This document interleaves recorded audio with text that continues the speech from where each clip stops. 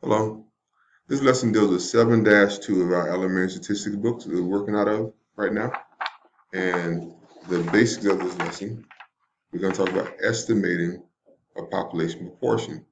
So previously we dealt with confidence intervals, and I will give you the population, and I'll give you the confidence interval.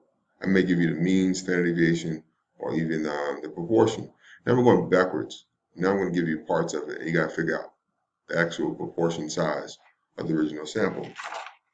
All right, so the key concepts we're going to cover in this is, in this section we'll present methods for using a sample proportion to estimate the value of the population proportion, and that's population percentage. The sample proportion is the best point estimate of a population proportion. So we can talk about what point estimate is now. So we can use the sample proportion to construct a confidence interval to estimate the true value of a population proportion. And we should know how to interpret such of a confidence interval. So we talked about confidence interval before. We should understand a little bit about what a confidence interval is. We should also know that we should also know something about the size and all right. So first thing is this: understand what a point estimate is. So a point estimate is a single value or point used to approximate a population parameter.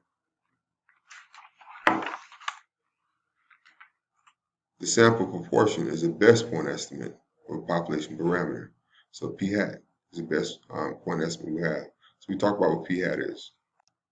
So for example, a Pew Research Center conducted a survey of 1,007 people, or 7 adults, and found that 85% of them know what Twitter is. So the best point estimate of P, the population proportion, is the sample proportion. P hat is 85%. So P hat, or the point estimate, is basically the percentage we know about the people who participate in that survey. So you should know a little bit about what a confidence interval is. Just know sometimes we're going to abbreviate it as CI for confidence interval. By definition, a confidence interval is a probability of one takeaway A. A is the area of the curve that we don't want. So one takeaway A, often expressed as equivalent percentage values, that the confidence interval actually does contain the population parameter, assuming that the estimation process is repeated at a large number of times. So basically, the most common ones we use are 90%, 95%, and 89% confidence interval. So that means that A, the area we don't want, is 10%, 0.05%, 0.01%, respectively. So these A values correspond to those different confidence levels. What we already know about confidence intervals is when we interpret them, we must be careful to interpret confidence intervals correctly. There's a correct interpretation and many different and creative incorrect interpretations of the confidence interval. 0.828 is less than P, which is less than 0.872. We should read this as, we are 95% confident that the interval from 0.828 to 0.72 actually contains the true value of the population proportion. Previously, we would probably say the population mean, but this lesson only deals with the proportion.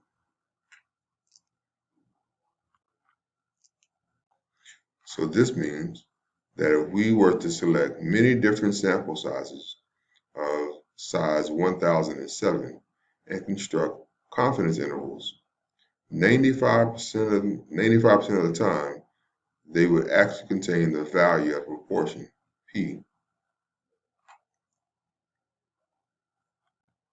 One caution we should make is to know the correct interpretation of a confidence interval. Confidence intervals can be used informally to compare different data sets, but the overlapping of confidence intervals should not be used in making formal or final conclusions about the equality of proportions. So basically this means that we can't say for certain that there won't be data points that don't fall within our confidence interval, but we can just say for certain that it's improbable. So we have 95% confidence that 95 out of 100 would fall. So we have a stronger probability of being correct. But we can't say for certain that we are correct. We talked about what critical values are before, but by definition, a critical value is a standard z-score can be used to distinguish between a sample statistic that are likely to occur and those that are unlikely to occur. Such a z-score is called a critical value. Critical values is based on the following observations. 1. Under certain conditions, the sample distribution of a sample population can be approximated to be a normal distribution. And 2. A z-score associated with a sample proportion has a probability of the area we don't want divided by 2 falling to the right tail, in the right tail. So basically, if you think about it, it's like this. Now let's look at this with a picture.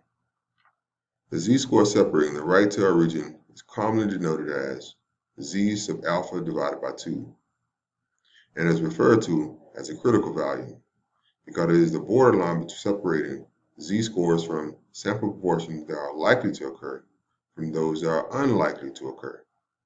So this proportion is more likely to occur, hence the alpha divided by 2. Together, these two combine to be alpha, and this is half, and this is half. So this is the part that we don't think is going to happen, the unlikely portion. Hence z-score, if you ever see the symbol, z sub alpha divided by 2, it means your critical value, which we've mentioned before in the previous unit. Finding a critical value for confidence of 95%. So remember, z sub alpha divided by 2 is critical value, where alpha is 0.05 or 5%. On a 95% confidence level, this portion, alpha divided by 2, is 0.025, and that z-score is 1.96. It is also areas 0.025. And that z-score is negative 1.96. So these are critical values.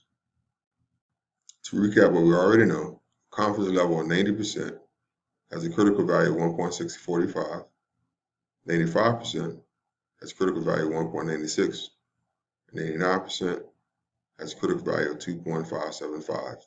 What we're adding now is alpha, or the area we don't want, is 10%, 5%, 1%, or as a probability, 0.10, 0.05, 0.1. Margin of error we're still using is capital E.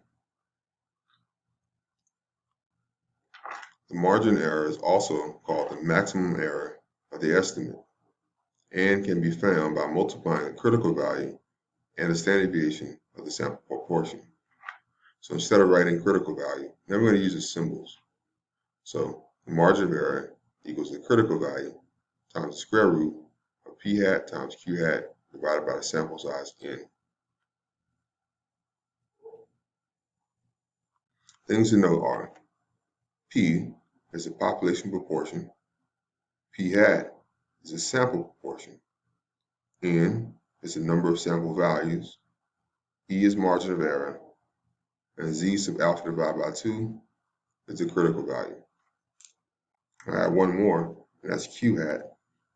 And keep in mind, this is going to be 1, take away P hat. Some things that must occur before we begin are the sample must be a simple random sample of 30 or more. Condition of a binomial distribution are satisfied. That is, there's a fixed number of trials, the trials are independent, and there are 2 categories of outcomes, as in wins or losses, and a probability that remain constant for each trial. And 3, there are at least 5 successes and 5 failures. We should expect that it's very probable that the true population proportion of the whole community our population percentage should be between p hat, take away the margin of error, and p hat plus the margin of error. But the margin of error is the critical value times the square root of p hat times q hat over n. We sometimes write this as p hat plus or minus e, or the margin of error, or as an interval notation, as p hat take away the margin of error and p hat plus the margin of error. We have a round off rule for the estimated confidence interval.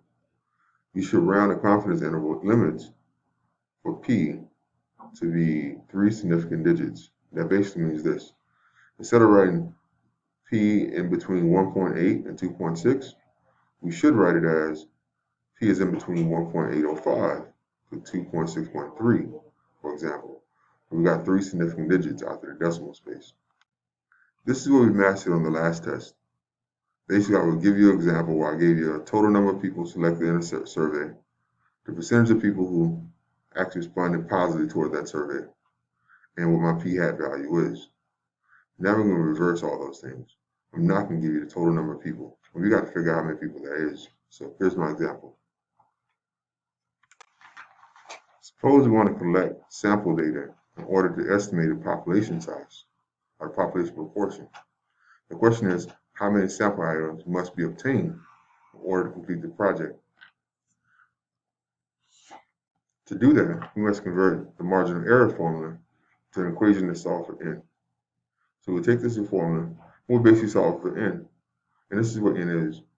The number of people in the survey will be the critical value squared times p hat times q hat divided by the margin of error squared.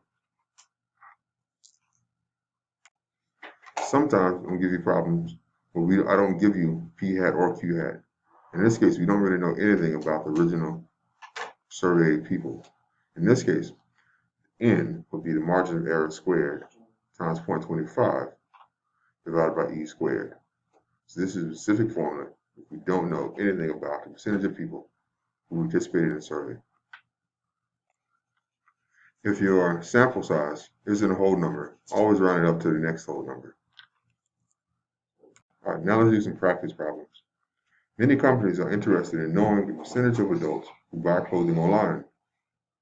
How many adults must be surveyed in order to be 95% confident that the sample percentage is in error by no more than 3 percentage points? Basically, you have a 3% margin of error. We're going to use a recent survey result by the Census Bureau that 66% of adults are buying clothes online. Since we're looking for the number of people, we're going to use the formula that says n equals the critical value squared times p hat times q hat divided by the margin of error squared. Let's think about all we know in this problem. We have a 95% confidence interval. So that's the case.